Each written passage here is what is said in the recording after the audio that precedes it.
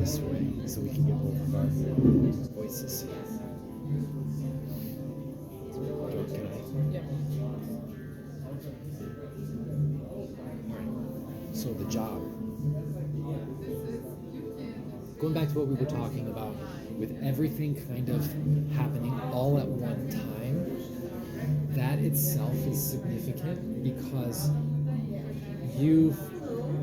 I don't know your chart, but I feel like you've got a heavy Capricorn placement somewhere, or you've got heavy Capricorn placements that are very significant to your life path. So it's all about like salts of the earth, black and white, getting down to the nitty gritty, the practical. So this is being shooken up. That's not the word, shaken up for a reason. So there's this sense of you needing to have a grip and to have a control on things in order for that to warrant if it's purposeful to aspire to or to try or to go through. Because you have this judgment card that comes up a lot with whatever you do or whoever you're involved with, that goes something along the lines of, okay, this isn't happening the way that I feel it should or that I want it to be, so therefore it must not be working. It must not be going somewhere. That is a major block. Because some of the things that you're capable of and that you are naturally drawn to that are on a longer course of development are within your ability, within your grasp. They're just not comfortable. And it's against the grain of what you've been taught, especially growing up. Both mom and dad had this quality to them, where it's not necessarily a bad thing. It can be negative, but it's also, just them wishing the best of you so that you've got a good way of viewing the world. And it's also a little bit of projection too, because they went through similar experiences of hard life, especially socially, because it's been very challenging for you to connect with the right people and to retain them enough, like to have them stick around beyond anything that's topical. So I feel a frustration of yours too, because you're wanting to connect, you're wanting to network, you're wanting to do this and do that, but I feel like you're giving your time and space and energy to some wrong actors, to some wrong people. But the most confusing thing about it is that it's not just the wrong people, and sometimes the wrong people aren't something you can discern right away. Like it'll slip under your radar, so to speak, and then you'll have that same judgment card come up in your head again, thinking, okay, you're going to look at yourself and be like, what am I doing wrong? Why am I doing wrong? I'm wrong. Something's wrong. And so you take it personal on top of that. So it gets you kind of stuck in a certain way. There's another thing to say about this too, though. The pace at which you process this growth when compared to others is going to be slower. It's going to take more time because there's more space that needs to be occupied. Think of it that way. Anytime something takes more time, it's because there's more space. Einstein told us that time exists because there's space. Even though Einstein wasn't totally correct in everything. He caught the glimpse of what we're now learning and progressing further in science too. So basically we can water it down to be easy on yourself, allow yourself to make mistakes, allow yourself to get lost, because there's subtle breadcrumbs that come here and there that you have access to piece together the next steps in your life, especially when related to finances, that you're not going to see if you're dead focused on the structure, the way, how it has to be, being practical, leaning back on what mom and dad laid the foundation with you for. My grammar might suck in this reading, but I'm doing my best to because I'm seeing all of this to explain it. Also, corn is extremely inflammatory for you. I would look into any contamination of that. But don't go like too gung-ho. I know I have to be a little bit ginger in giving you suggestions because you're so intense by it. You're going to be like, I'm going to go through. It's like you'll go with a magnifying glass and you'll spend like a whole week straight looking for corn. Like, so they want to talk about that too.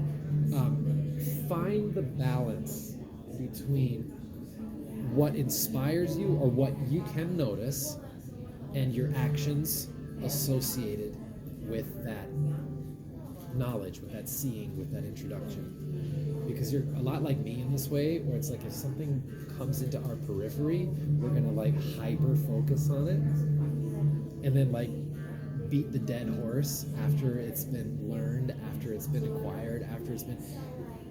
There's nothing wrong with, there's everything right actually to our natural inclination for that. We're drawn to things like that. It's part of our personality, it's part of our gift.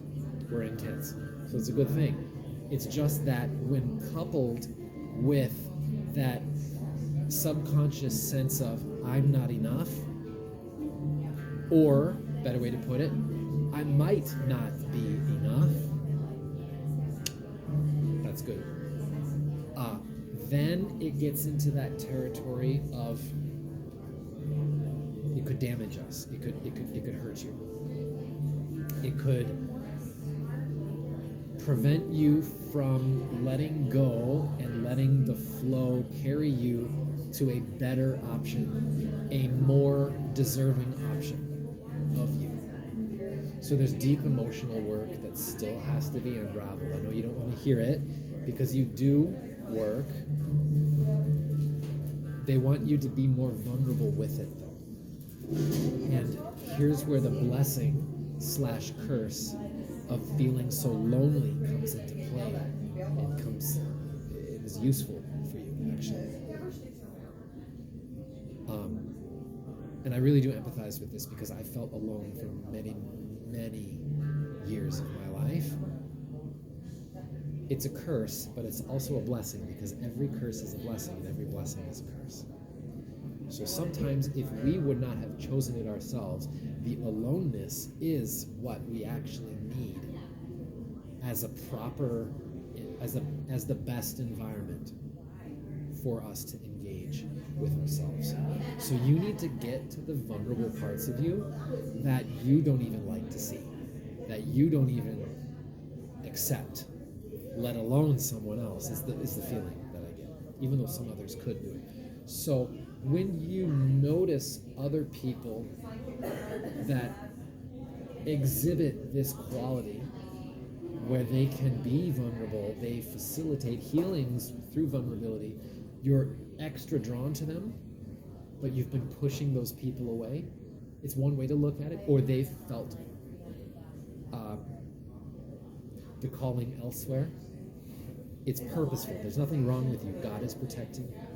Spirit is providing for you, even though it doesn't seem like it. It seems like the total opposite. Can we keep going? I know that was way over. 10 minutes. 20 more bucks? Yeah. Okay. I only have hundreds now. Oh, Wait. okay. No, I might have one. Do you want to do like a I 30? have a 20. Okay. Couple of 20s. Thank you. Yeah, so there's something about a dog too. I don't have a dog. I had been allergic to dogs. There's a dog that wants to come in. Yeah, I think so. Or I'm just describing what I see. It's a large dog. It's like about the size of a golden retriever, I would say. I'm so bad with breeds, so I'll do my best to describe like a sandy brown color. I met one yesterday. Oh, did It you? was a customer. Yeah, I was driving Uber and I met Maybe one that's what yesterday. it is. Maybe you'll be doing acupuncture on this pooch. Oh, I can't unless I'm a vet, so I'd have to go to vet school. You can't do In that? Wisconsin, you can't legally do acupuncture on a pet. Maybe you could do it under the radar. I don't know. You'd be surprised at how many health professionals professionals and practitioners are doing things like that these days because the grip, the institutions, the board of directors, those credits, they have been sensing for the past 3 years especially, looking at their spreadsheets, how many people are leaving the conventional medical community. But it even permeates acupuncture too. Yeah, especially with acupuncture. I personally am very dissatisfied with the state of the United States with regards to traditional Chinese medicine because there's such a it's too siloed. I think that in school, this is my opinion, I think that people should learn Chinese language rudimentarily, at least a couple years or something, so that just to help you not even reference herbs faster, but also to see what they're talking about. Because when you translate it, it's poetic, right? But then people kind of get lost in that. So that itself is a double-edged sword too, to the extent of like people are drawn into it, oftentimes because we've lived past lives as Chinese people, like you and I. So that's why I've always been drawn to Asia, because it feels familiar, because it like literally is familiar. There's another thing too, because it's like Chinese people are particularly arrogant about their own culture. Because in Chinese, the word for China is Zhongguo, which means center kingdom, like the center of the world. So that carries over in other lives. So I know I definitely felt that when I was younger. I used to kind of think that like Asian things were better than anything else. Well, I've since learned now what better way to learn than to actually be a white dude, Did you have a question though? I felt like there was one that like popped up, but then it maybe. Well, I wanted to ask when I'm in a relationship now. Okay, yeah, let's go there. Yeah, what do you see about that? Awesome, because you were looking for a while, and then you were kind of iffy about it. It's kind of like. I was looking but not looking. Yes, that's the perfect way to explain it. It's almost like you perceive a minefield is there, but gosh, that looks nice. Ooh, maybe tomorrow. Ooh, yeah, but you like go in circles. Yep. That way. Pretty frustrating. I've been there too. I get a good sense with this guy. They want me to draw a card. Okay. You want me to? I don't do this for everybody. But this is actually, they're telling me this deck. This is the Feng Shui Tarot deck too. I think I have that one. Do you really? I haven't used it though, because I don't read tarot. Okay. What does Amy need to see and hear and feel and know right now in this moment about this guy? I almost wanted to say this guy Joe. I don't think his name is Joe, but that just rhymes. You should rename it. Rename to Joe. Ooh. Ooh. That is good. That is good. That is good. Okay, so that's in the traditional tarot. There's a suit called the Suit of Cups. And the black tortoise is the Suit of Cups, or water, so water element. Now there's a little bit of discrepancy between like Western water and Chinese water. Of course. So for this, I feel more about like the Western water, but we can interpret with the Chinese way too. But emotional depth, and there's a lot of presence with this guy. So you feel comforted and nervous at the same time by it. Always. That's what I'm picking up, because he's so deep and understanding, and literally the universe is connecting you with what you've been asking for.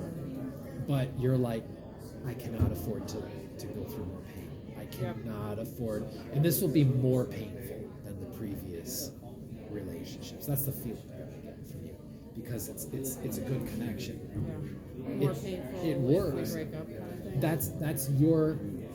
That's your belief. That's your feeling. Yeah, because the other ones didn't matter because I realized they were a mess.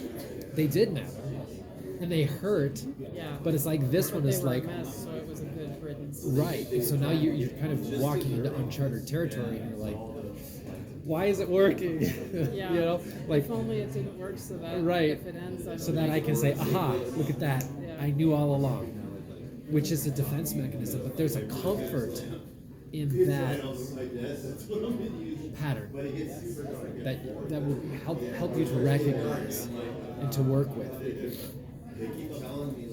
Regular, consistent exposure to him and connecting with him at your own pace is going to be the best thing for you. And I think you already kind of naturally know that. Just take it as it goes, and you are opening up to him a little bit more, a little bit more, a little bit more. That's fine. It's a good pace. He's busy a lot too. He's got a active job. I mean, it's a 9 to 5, but then kids. Well, because I see like his time is valued by a lot of people in his life, so they recognize him for that. He's involved. He's good with people too, Yeah. which also kind of like puts you off a little bit too, because you think you're not good with people. You're just. But the thing is, it's like you are in a process of finding the right people for you and letting all the extra crap just go. Because you've given people more than what they deserve. Again and again and again and again. And I'm hearing this is your cue again to let those people go. But let them go from a feeling, a sense of something's off. Because otherwise you're going to endlessly process. You'll always have some other angle to look at and to say, well, maybe, they didn't mean it that way. Or maybe they're going through, stop that. So when something's off, When you feel something's off without there being a corresponding observation or something mental that you can pick up on or that you process through, because it's almost like you need to see the proof to solidify it. There's nothing wrong with that, but that will put you on an endless track is what they're saying to you. So I don't know how I know that. I know that's. It boils down to trusting your gut feeling. It boils down to trusting your feeling. You've been in situations where everything seems to check out mentally when you're talking with someone, but then something just feels off. It just something feels off. It doesn't feel good. Maybe you'll feel tight or tense in the core, solar plexus. What is that? The penetrating vessel? Because you've got the governor and No, then the conception. because you've got the two. Yeah, conception. I feel it's on the right side. Whatever. So that's Whatever. Oh, it's the stomach channel. Kidney's right next to the conception in the stomach. It's kidney. So you might feel afraid of those, right? You might feel like, but then everything on the outside checks out, and you're very attracted to intellect. So if there's a lot of dark souls that are very intellectual, that's why it's, you've always been drawn to those kind of guys, the cunningness, the deception, the deceit. So trust that being, that part of you inside that's like, it's the best way to explain it. I've been in many situations where I've also had to learn this, maybe the hard way. Yeah, I'm still feeling like I'm not. It's okay. I don't know what it is. It's okay. Like it unfolds. It's like learning how to ride bicycle. You little bit by little bit by little bit until you eventually you're on a track. It's kind of a muscle memory kind of a thing. Practicing it so that you can really be in touch with that part of you and not ignore it. Because you were taught to ignore that. So it became second nature.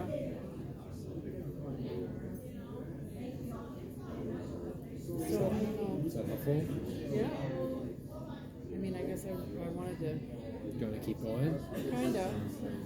So more back to the finances thing. Like, Okay. what's I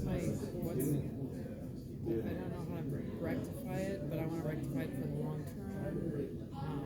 I don't want a quick fix. There's some stuff to say here. Do you want to keep going? Because do you have like $40? Probably. Is that okay? More? Yes, please. Because it's usually $180 for that. Yeah. Or if you want to pay $62, that would be good energy.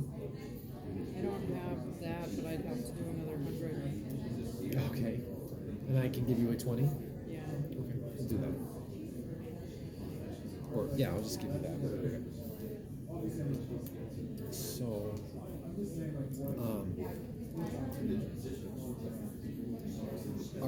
so you're in this area still? You're a little bit north of here, right? Yeah, and I'm Yeah. doing acupuncture. I'm doing some event type things, which don't make a lot of money, but they meet a lot of people. And then doing private acupuncture with people where I only meet the people that come and ask for referrals, but it's really going slow. What would you need to do? Rhetorical question. What would you need to do to be able to do that for animals?